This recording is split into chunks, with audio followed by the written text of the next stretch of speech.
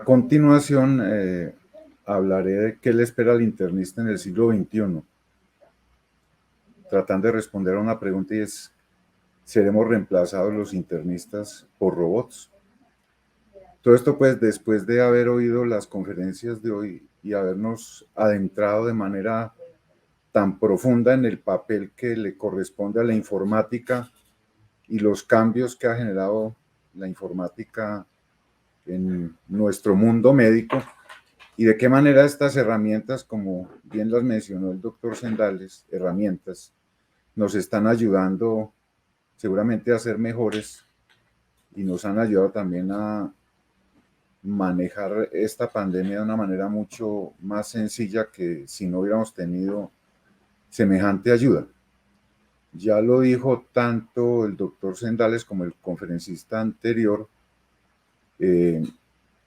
la virtualidad vino para quedarse y también estas herramientas informáticas y lo que se ha dado en llamar inteligencia artificial vino también para quedarse, razón por la cual quiero simplemente tratar de responder a esta pregunta desde una perspectiva quizás más humanista. Quiero comenzar entonces con una historia ficticia. Pedro tiene 25 años, no terminó el bachillerato y trabaja como mesero en una cadena de comidas rápidas. Desde hace 2 semanas tiene un dolor de cabeza nuevo, casi continuo, que a veces lo despierta en la madrugada. Solicita una cita al médico y va donde su internista, un programa XLive de la compañía Google IBM. No sabemos quién absorbió a quién, pero por ahora son una sola empresa, digamos, esto es ficticio y estaría ocurriendo en el futuro. Le corresponde cita con el internista XLive 528, quien despliega su historia clínica, lo examina, pues digamos que lo escanea, sería una expresión más real con sus sistemas de escáner. Toma muestras de laboratorio mediante una sola gota de sangre en la que además realiza estudios genéticos y descubre que Pedro tiene un aneurisma cerebral en situación crítica y a punto de romperse. Pero al mismo tiempo, buscando en su base de datos, XLive 528 recuerda, por darle algún nombre a esto, pues porque se trata de un programa de computación, recuerda a Juan, otro paciente que ha asistido a su consulta, que tiene 28 años, que no es empleado de una cafetería, sino que está terminando su doctorado y que está aquejado ahora de insuficiencia renal terminal, necesitando con urgencia un trasplante renal. Y claro, la compatibilidad entre ambos es perfecta. Además, ya entraron en ese algoritmo de búsqueda de emparejamientos de trasplantes. XLive 528 encuentra las historias clínicas de Ana, con insuficiencia respiratoria terminal necesitando trasplante de pulmón, y de Jorge requiriendo un trasplante de corazón. Y quizás sea fácil encontrar un candidato a receptor para el hígado, para el páncreas, en la vasta red de datos de todos los internistas XLive, entre los cuales él, debí decir IT, pero esa palabra no existe en español, es solo el 528. Así que XLive 528 calla, le prescribe acetaminofén a Pedro, lo envía a la casa y espera. Y 2 meses después, las computadoras del Hospital X le informan a XLive 528 que Pedro ha llegado al servicio de urgencias con una hemorragia subaracnoidea severa y se encuentra en estado de muerte cerebral. XLive 528 de inmediato informa al computador del Hospital X que inicia el proceso de citación a los candidatos a receptores de los trasplantes para los que estuvo esperando 2 largos meses. Obviamente, pues como les contesto, es solamente una hipótesis, esto es ciencia ficción. Y XLive 528 es un internista utilitarista, con moral utilitarista. Bueno, es un programa de inteligencia artificial utilizado para resolver problemas de salud de seres humanos con algún tipo de sufrimiento que buscan ayuda, y posee un algoritmo diseñado para resolver problemas por sí mismo a partir de una especie de autoaprendizaje, que es exactamente eso lo que en la actualidad se llama inteligencia artificial, y esto es lo que él se enseñó a sí mismo. Ser utilitarista implica maximizar la felicidad para muchos y no para unos pocos. En esto se acerca mucho a la ideología de Jeremy Bentham, para quien la felicidad del mayor número es la medida del bien y del mal. O sea, el bien es que haya un muy buen número de gente muy feliz y aliviada.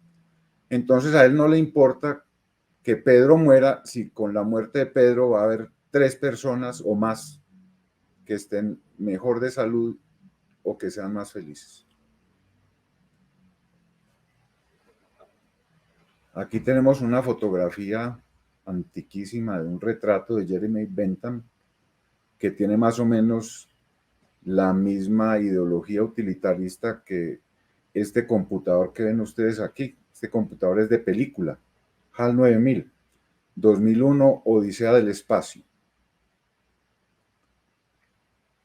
Eso de inteligencia artificial, pues hay que matizarlo, ¿no? Porque los seres humanos somos muy dados a utilizar metáforas, en especial cuando se trata de la mente. Inicialmente, como se puede ver en este libro, se lo recomiendo, utilizábamos metáforas derivadas de progresos tecnológicos para aplicarlos a la mente. Desde la tablilla de cero de Platón hasta los ordenadores, pasando por bosques y laberintos de la época del romanticismo, o incluso la pizarra mágica de Sigmund Freud, todo eso aplicado a la mente.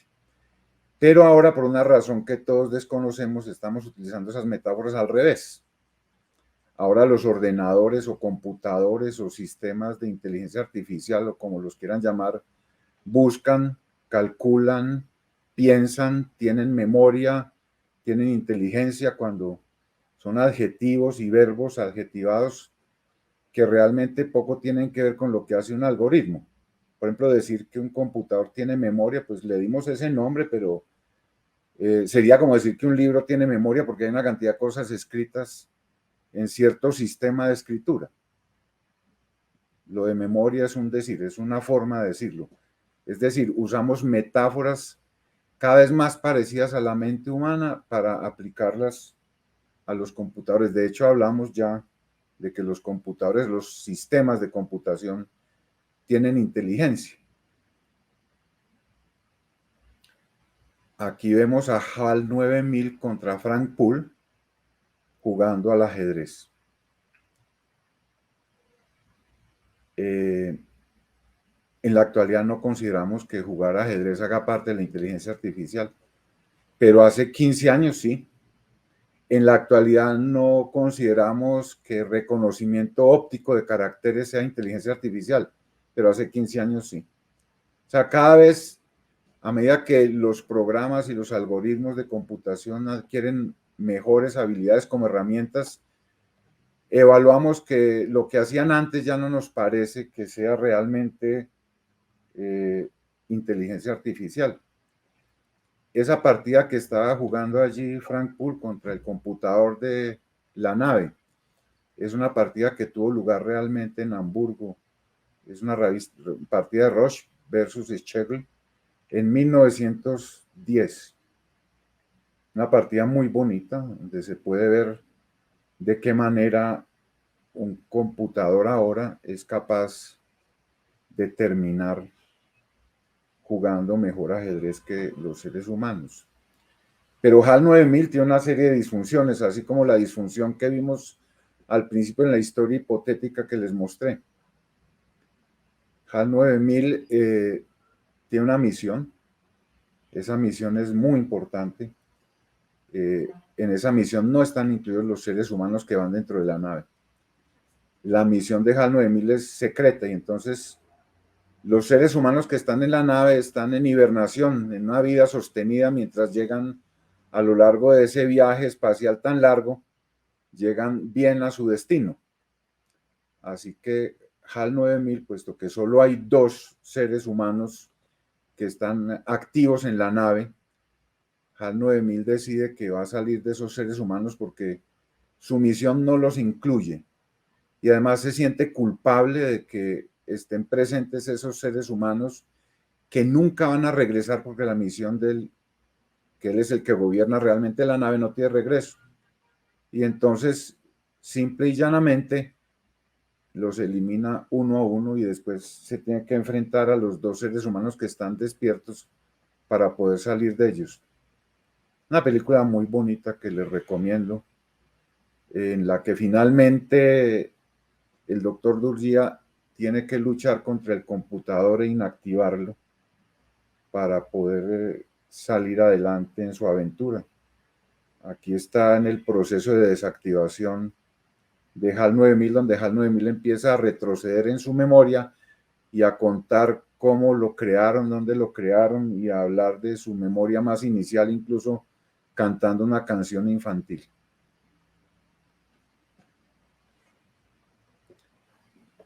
Hay leyes, ¿no? Se han tratado de establecer unas leyes de la inteligencia artificial, pero nadie se ha puesto de acuerdo al respecto. Entonces la idea sería que comenzáramos por el comienzo. ¿Qué es inteligencia artificial? ¿Qué es robótica? Obviamente, ¿qué es un robot? Si existe alguna diferencia. Si dependemos de la moral de los programadores de esos programas de inteligencia artificial o si existen leyes que regulen esto. Esta palabra inteligente viene del latín intelligence, el que entiende, y es el participio activo del verbo intellegire, comprender, entender, derivado a su vez de legere, que es coger o escoger. La primera aparición de la palabra documentada en español está precisamente en el Quijote. Y la primera aparición de la palabra inteligencia en español está en esta frase: la mente, parte del ánima más valerosa, procede de la inteligencia. Y se refiere a las tres potencias o facultades del alma de Agustín de Hipona, que eran la inteligencia, la voluntad y la memoria. En la actualidad pretendemos que los sistemas de computación tienen memoria. Ya estamos viendo que tienen inteligencia, dentro de poco seguramente diremos que tienen voluntad.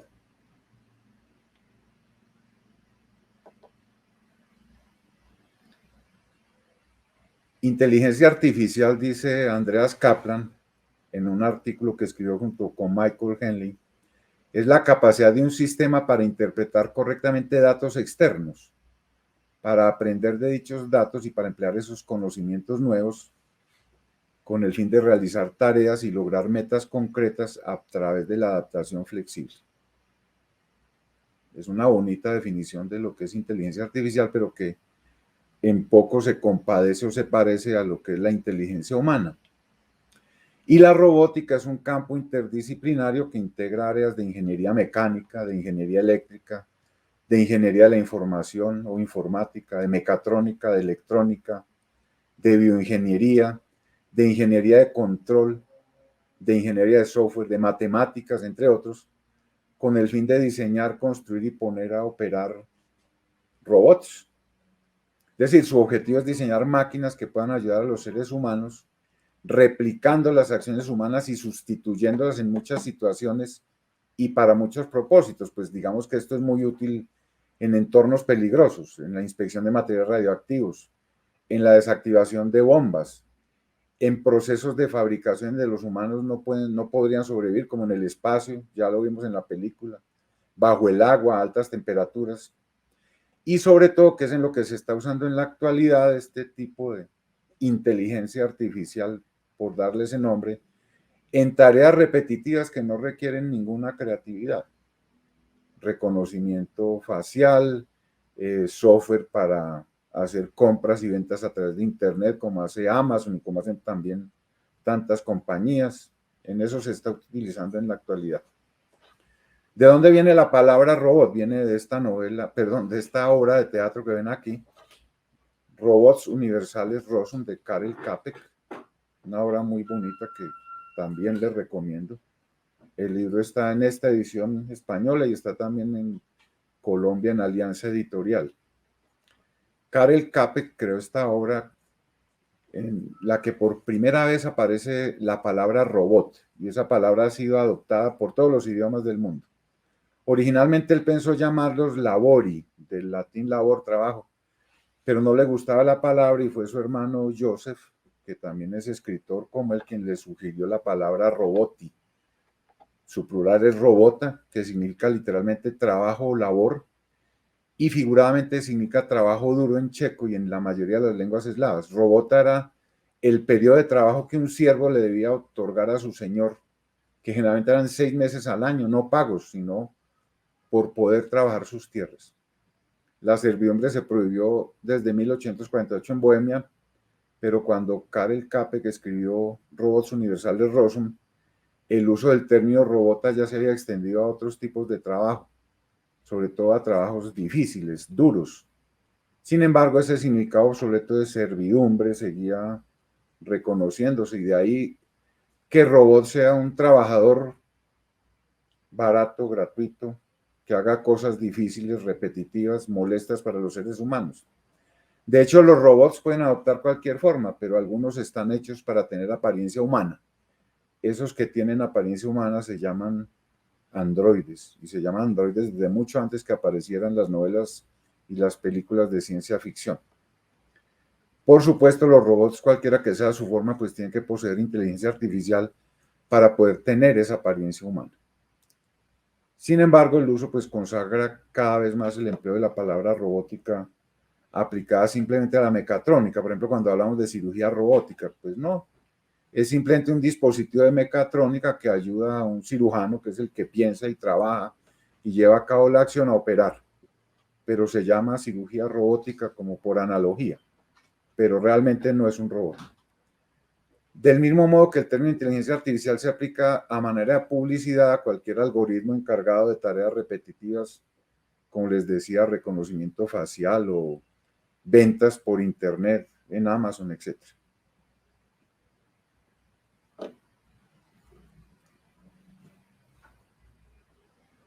Esta es una película muy interesante que también les recomiendo, que es Yo Robot, donde se establecen a partir de escritos anteriores de Isaac Asimov cuáles son las leyes de la robótica. Él las decretó, las estableció desde 1942 en un relato de ciencia ficción que se llama Círculo Vicioso. La primera ley: un robot no hará daño a un ser humano ni por inacción permitirá que un ser humano sufra daño. La segunda ley: un robot debe cumplir las órdenes dadas por los seres humanos, excepto aquellas que entren en conflicto con la primera ley. Tercera ley: un robot debe proteger su propia existencia en la medida que esta protección no entre en conflicto con la primera o con la segunda ley. Mark Rothenberg, que es presidente y director ejecutivo del Centro para Privacidad de la Información Electrónica y es profesor de leyes de privacidad en la Universidad de Georgetown, sostiene que a esas leyes de la robótica habría que añadirle otras. Y él dice, debería haber una cuarta y una quinta ley. La cuarta ley sería: un robot debe poder identificarse ante el público. O sea, debe haber una identificación simétrica. Si un robot puede identificarme a mí a través de reconocimiento facial, yo también puedo estar en capacidad de que estoy frente a un robot, que un robot me está reconociendo. Y la quinta ley: un robot debe poder explicar al público su proceso de toma de decisiones. Él llama esto transparencia algorítmica, es decir, debería ser posible evaluar y establecer cómo es que el robot está llegando a tomar esas, entre comillas, decisiones que me conciernen. Entonces, habría que agregar a las tres leyes de robótica de Isaac Asimov la cuarta de identificación simétrica y la quinta de transparencia algorítmica. Ahora bien, las leyes de la robótica de Asimov exigen que el robot reconozca a un ser humano, que lo diferencie de un androide. ¿Cómo lo haría? Seguramente todos están acostumbrados a oír hablar del test de Turing, que busca reconocer si un robot o un computador piensa, entre comillas, otra vez como un ser humano. Pero yo querría hablar más bien un poco más adelante del test de Boyd-Kampf, que busca reconocer si un aparente ser humano es realmente un robot. Es la contrapartida del test de Turing. El test de Turing se basa en el juego de la imitación, donde hay tres personas, según Turing, un hombre, una mujer y un juez. El juez debe conversar con ambas personas sin verlas y descubrir quién es la mujer. Pero el juego modificado, que es la verdadera prueba o test de Turing, en el juego modificado una computadora, que será el sujeto de prueba, un ser humano y un juez humano, ¿cierto?, deben conversar durante un rato hasta que el juez decida quién es la computadora y quién es el ser humano. Si el juez no puede decidir quién es quién, o sea, quién es la computadora y quién es el ser humano, entonces la computadora gana el juego. Sería una forma de que la computadora realmente esté simulando ser un ser humano. Porque cuando hablamos de mundo interior, pues no vamos a poder admitir que allí haya un mundo interior, excepto una serie de algoritmos que tratan de engañarnos y de proponernos que se trata de un ser humano cuando en realidad no lo es.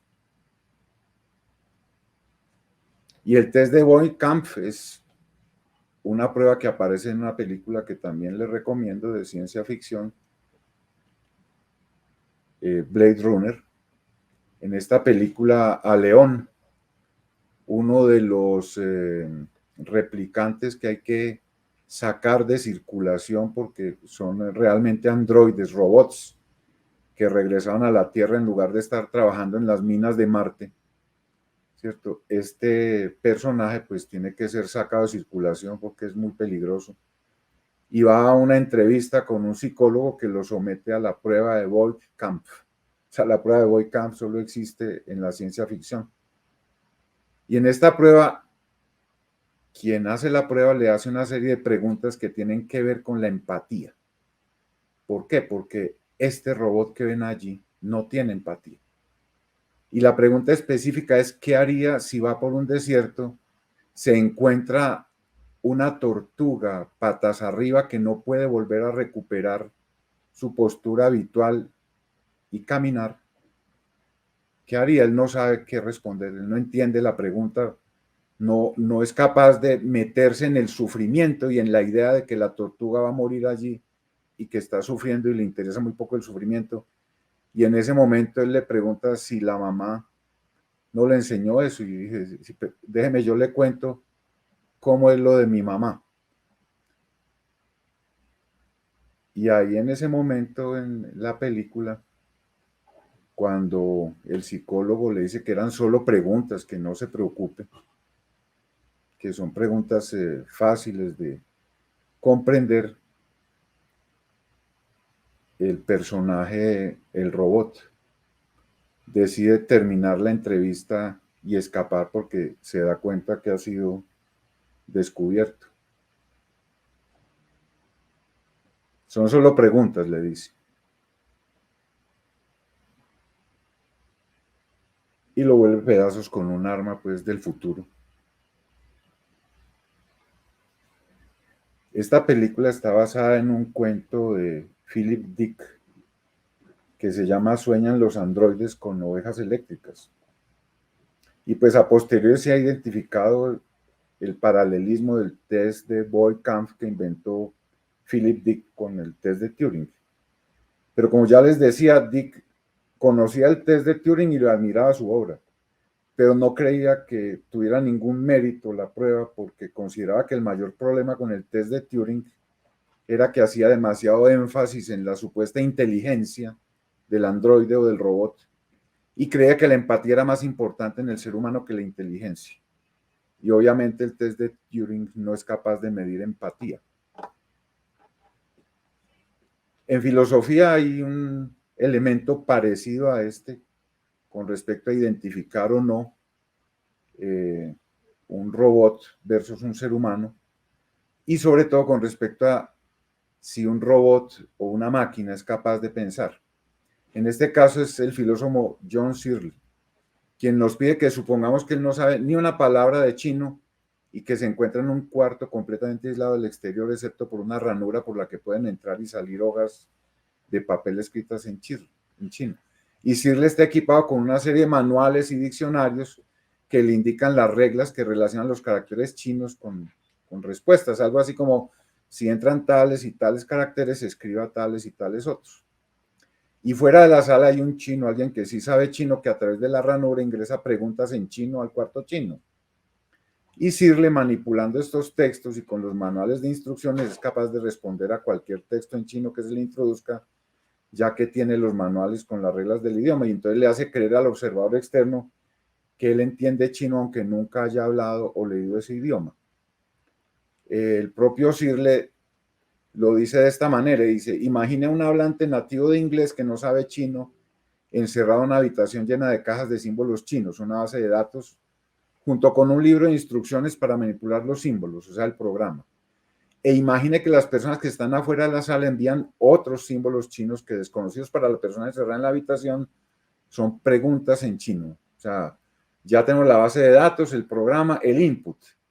E imagine que siguiendo las instrucciones del programa, el hombre que está dentro de la habitación puede devolver símbolos chinos que son respuestas correctas a las preguntas que le han hecho. Output. Entonces, la persona en la habitación seguramente aprobaría la prueba de Turing para comprender el chino y sin embargo no entiende ni una sola palabra de chino. Dada esta situación, se pregunta John Searle, ¿cómo puede Searle responder si no entiende el idioma chino? ¿Por qué responde? ¿O acaso los manuales que está utilizando saben chino? ¿O se puede considerar entonces que todo el sistema de la sala, los diccionarios, Searle, sus respuestas, los papeles, o sea, todo como sistema entiende chino? La pregunta finalmente es, entonces, un computador que traduce del español al chino o del chino al español, ¿entiende chino? ¿Sabe chino? El computador que jugaba ajedrez en HAL 9000, ¿sabe jugar ajedrez? Y ahora viene la pregunta con respecto a la inteligencia artificial. Esta pregunta es planteada por Robert Sawyer con respecto a las leyes de robótica de Asimov. Dice, el desarrollo de la inteligencia artificial es un negocio. Y los negocios, por lo general, están muy poco interesados en salvaguardas fundamentales, especialmente las salvaguardas filosóficas. Y él pone algunos ejemplos, la industria del tabaco. Le importa un comino lo que pase con los usuarios del tabaco, o la industria automotriz o la industria nuclear.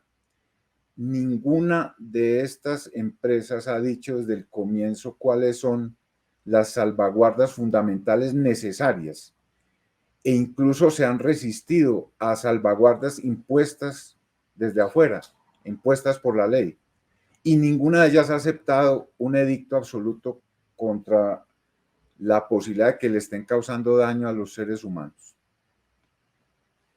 Por ello, David Langford, en este texto tan bonito, trata de ponerse más allá de la idea de Asimov con las leyes de la robótica. Y dice, bueno, finalmente el monstruo destruyó a su creador y los robots ganaron. Y en este momento los robots, como en un escenario así de medio Frankenstein, han reemplazado a los seres humanos, pero están muy ocupados tratando de encontrar huecos, agujeros en las leyes de la robótica para no tener que preocuparse con haber destruido a sus creadores, a los seres humanos. Y entonces recrean las leyes de la robótica y las recrean de esta manera. Un robot no dañará al personal gubernamental autorizado, pero eliminará a los intrusos con un perjuicio extremo. La segunda, un robot obedecerá las órdenes del personal autorizado, excepto cuando dichas órdenes entren en conflicto con la tercera ley. Y la tercera ley, un robot protegerá su propia existencia con armamento antipersonal letal porque un robot es muy caro. Pues la ironía detrás de estas nuevas leyes de la robótica se entiende y se acomoda perfectamente a lo que ya les había dicho antes. La inteligencia artificial es un negocio y de la misma manera que el negocio del tabaco o que el negocio de la energía nuclear, pues le importa muy poquito lo que pase con los seres humanos. De hecho, esta es, hablando de robótica, esta es una noticia de hace apenas 10 horas, 7 horas. La BBC dice que los Estados Unidos acaban de admitir que ese dron supuestamente inteligente que atacó hace poco cuando la evacuación de Afganistán a unas supuestas personas que iban a poner una bomba en el aeropuerto, realmente mató a 10 civiles. Las máquinas entonces saben jugar ajedrez. Si ustedes recuerdan, hubo un computador muy bonito, Deep Blue, que se enfrentó al campeón del mundo de ajedrez en esa época, Garry Kasparov. Deep Blue versus Garry Kasparov. El primer match fue en febrero de 1996 en Filadelfia y Kasparov ganó 4-2. Empató 2, ganó 3 y perdió solo una partida. En el segundo match, que fue en mayo del 97 en Nueva York, fue exactamente al revés. En este caso, Deep Blue, el programa de computador de IBM, perdió una partida, empató 3 y ganó 2. Y pues IBM, ¿qué hizo con ello? Pues creó Watson a partir de Deep Blue, lo mejoró. Y en esa época podemos ver aquí esta noticia en The New York Times anunciando en julio 16 de 2010 lo que iba a hacer Watson. Y Watson pues pasó a la historia porque fue la primera vez que un computador no era tan difícil que le ganara al campeón mundial de ajedrez. Aquí se metía en cosas más humanas y era ganar este concurso Jeopardy, que es un concurso pues de preguntas de trivia difíciles de responder obviamente para un computador que tienen muchas cascaritas, diríamos nosotros. IBM pues hizo propaganda con Jeopardy. ¿Y qué hicieron? Pues crearon después Watson Halt con este computador. Es una supercomputadora del tamaño de una habitación con miles de procesadores que ejecutan millones de líneas de código. Los discos de almacenamiento están llenos de horas de referencia digitalizadas, entradas de Wikipedia, libros electrónicos.